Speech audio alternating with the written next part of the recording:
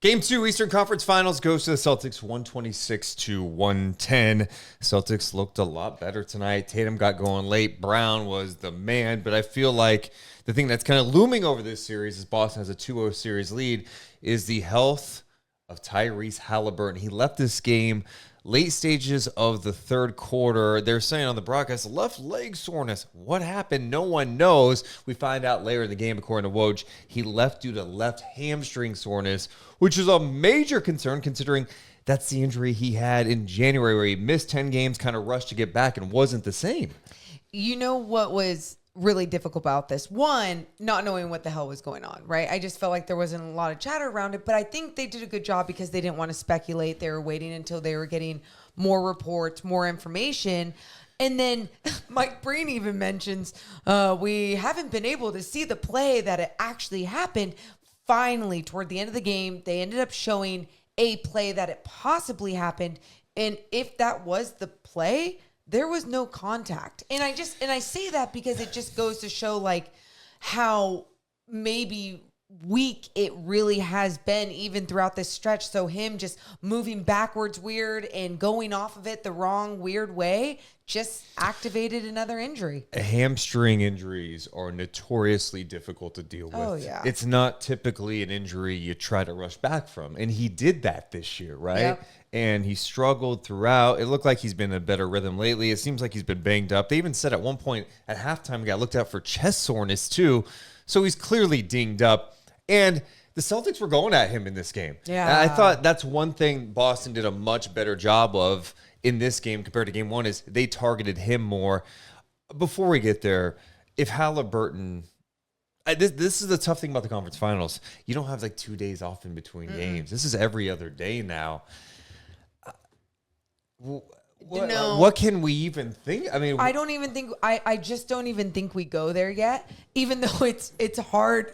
It's hard not to, because also once Tyrese was gone, did Rick Carlisle just throw in the white flag? I was Morgan, there was like 9 minutes to go when they took Siakam out. I'm like, oh, he's getting a brief rest because this guy's been on fire. Siakam crushed it tonight. on fire. He never came back in the game. And you're like, well, it was a 17-point game when he left. They got down to 14. I mean, we've seen the Celtics give up leads before. We've seen leads disappear in the playoffs. I guess my point to this is because, you asked the bigger question about Tyrese Haliburton in the rest of this series. And I'm like, I don't know. I don't know what it's going to be like because if it looked like this, where they're just kind of giving up, throwing in the white flag, it's ridiculous to me because you're exactly right. There's other pieces on this team that I feel like we're very capable of still producing good basketball. It felt like it was still in reach at times. Yes. And obviously Siakam is the one player I felt like tonight for Indiana who just had it going. It didn't seem like Boston had any answer. They tried different looks at him. Siakam got to his spots and he's been playing like a star recently. And as a Kings fan, it had me thinking, man, how did the Kings not get that deal done to get him in Sacramento? Where would the Kings be if they had Siakam? But the Pacers adding Siakam has changed things dramatically. And for Carlisle to go away, unless we find out something after the game where he was banged up too, it to me doesn't make much sense. It's still within reach. There was still plenty of time. Leave him in the game. But you even say Pascal Siakam. What about Miles Turner? He at first saw less minutes because of his foul trouble, He had a right? tough night tonight. And he did, but there was still enough time late in this game to allow him to get things going. So what was Carlisle's thought process? Just, look, we lost Tyrese later in this one, and it's a big enough lead for the Celtics, so we want to make sure our guys get rest. Much needed rest. With a quick turnaround, maybe. I don't know. I don't think you can punt games like when it's within reach. Weird. I get if they were down 25, but to me, once that game is cut to 14, I'm looking, going, do we get them back in the game? Would they have come back? Probably not. But I don't know. I think it was just a little too early to wave the white flag. You say that, but how many times have you and I even talked about in this game, even when Tyrese is sitting out, we're like, man, the Pacers don't give up. And that's a team thing. That's that fair. seems like a culture thing, a mentality. And so, I mean, you can go to TJ, you can go to Obi Toppin. Sure, you're not going to have the same high-powered offense because maybe the way that the Celtics obviously pay attention to Tyrese Haliburton and everything, but you can still create. We've seen them capable of creating. So, yeah, I was just confused because I thought the game was still in reach and it felt like they threw in the white flag. Well, the Celtics looked a lot better tonight, I thought. Let's start with Jaylen Brown. Oh, my. What stood out to you about his 40-point performance, 14 of 27 for him in this game? It was from the start. It was right from the start. And I think sometimes that is so very important. Not all the time. I think you have certain stars that, do things when it matters most, late in the game or whatever. But Jaylen Brown is coming off of that last game where he had the 3 to put them into overtime to end up getting the win. And then kind of carried that same momentum of his individual game into this one, attacking. And when I say attacking, going downhill so many times where it just felt like no one was going to stop him. It didn't feel like a layup line. It didn't feel like the Pacers didn't have any resistance. It felt like they just didn't have an answer. I felt like he was he was getting right by anybody. Yes. His man. And that's the thing. He had 16 points in the paint, 16 Yep. of his 40 in the paint. Damn. And that's the one thing I liked. I felt like the Celtics had more attacks in this game. Agreed. Sometimes they just settle, and you're like, "What are you doing here?" Get downhill, and even when Jaylen Brown's not scoring, when the Pacers defense collapsed and tried to stop him, he was making the right play, and then the ball movement was just swinging around. How about there's one possession where he drove strong. There's like 3 guys there, kicks it to the corner, they swing it around. It ends up in a Derek White 3 ball. And that's when their offense is at its best. Him getting downhill, him getting in transition. I felt like the Celtics have done a good job in this first 2 games of pushing the pace. The Pacers are known for that, right? But they seem like they're kind of matching that. They are pushing too.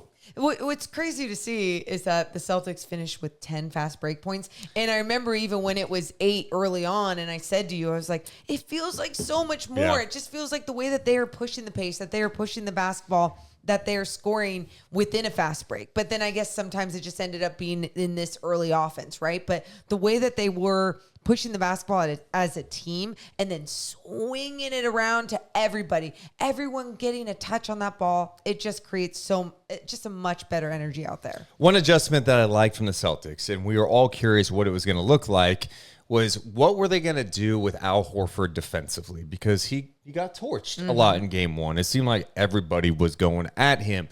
The matchup at the start of this game, they ended up put Jaylen Brown on Turner, and they put Horford on Siakam. Now, Siakam still got his, and some of that was on Horford. Also, Horford had some respectable moments for some tough looks that Siakam made, but I liked it because I felt like it took away that Turner-Haliburton pick and roll. Because why? Well, Brown will just switch and be on Tyrese Haliburton in that situation, right? Or it just gives them a lot more flexibility, and I like that they made that tweak. It felt like it helped them. I'm with you. I thought that we've talked about with both the Western Conference and Eastern Conference Finals who is going to make all of these in series adjustments. Yep. And what a fantastic adjustment. Now I'm curious how the Indiana Pacers will adjust, obviously depending on what they have going on.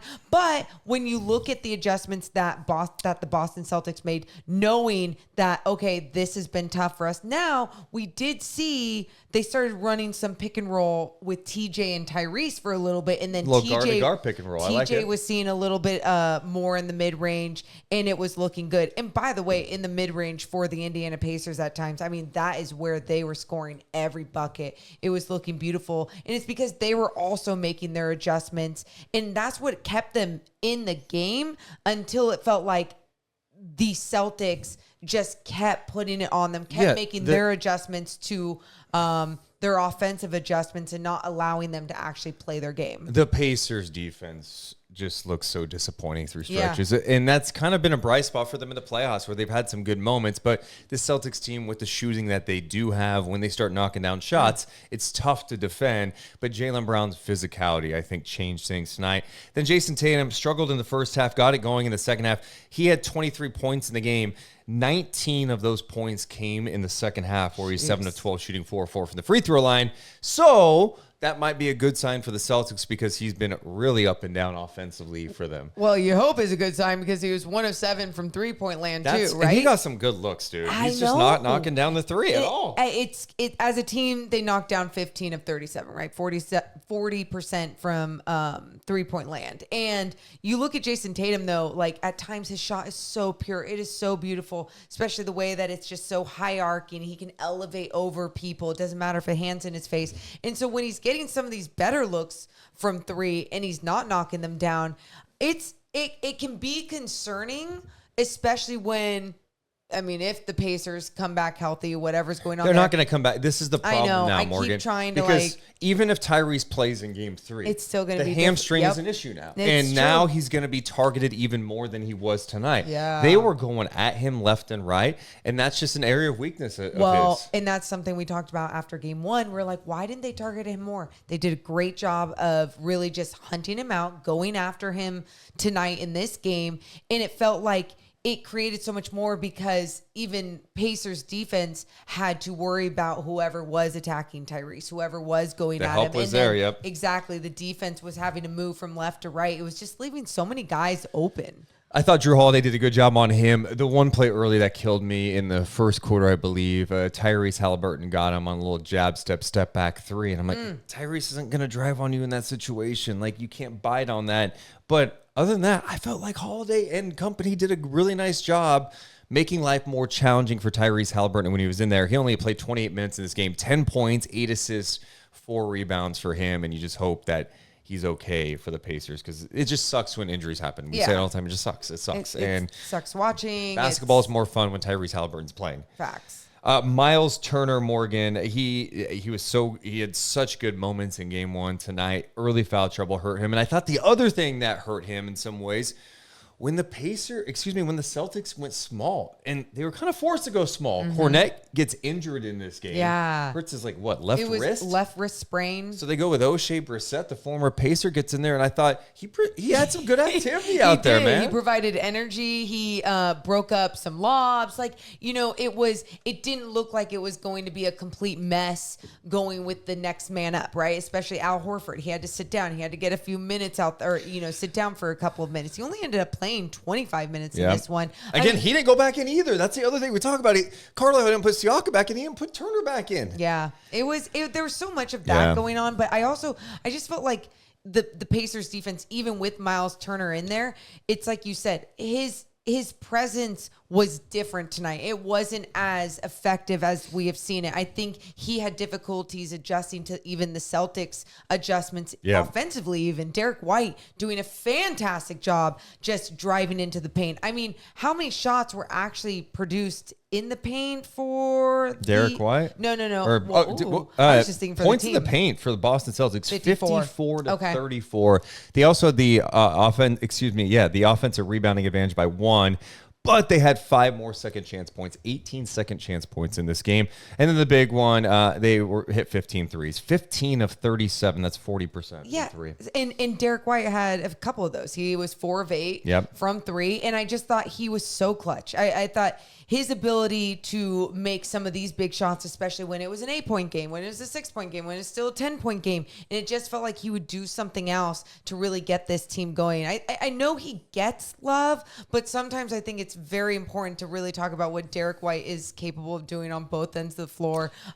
Just being an energy guy and also being able to produce. So Pacers cleared the bench early, 9:25 to go, down 17, right? When Haliburton was rolled out. Neesmith on the bench with foul trouble. This is according to Scott Agnes, who covers the Pacers. Carlisle was asked about this after the game, said, "We weren't giving up. It was an opportunity to get some energetic, fresh guys out there to fight." And they did some good things. Pascal was very tired. What? I'm sorry. This is not December 10th against the Celtics in a regular. This is Game 2 of the conference finals. Is he okay? Are they lying about some shit? That's outrageous. No. And that was the other thing. Real fast, I thought Tatum, did a good job getting Tatum going. They used him more as a screener. Yeah. Right? So then he would get some switches where Ben Shepherd's on him, or when Carlisle put Doug McDermott on there, who we haven't really seen much of, Tatum went, time to go to work. Very interesting stuff. Yeah. And very interesting comments there, even from Rick Carlisle. I mean, I get him saying, we weren't giving up. We were going with some sort of different type of energy. But I mean, you had someone in Miles Turner who wasn't fouled out, who still could give you a type of energy. Again, it's just weird. Experience. You have to remember that too with these group of people. Not Pascal Siakam, he's experienced this, but with this group, I go, look, how deep have they all run into a postseason like this as a squad? Obviously, Never. They've never been to the Eastern Conference Final together. So maybe I can look at it like that. But either way, just interesting comments. Let us know what you thought about Game 2 of the conference finals. How are you feeling about the series going over? Do you have the brooms out? Is it all over, whether Tyrese is back or not? Let us know in the comments below. Hit the thumbs up and subscribe. Deuce and Mo. Deuce and Mo. Deuce and Mo. They tell you what they know. Deuce and Mo. Deuce and Mo. Deuce and Mo. The podcast that you know.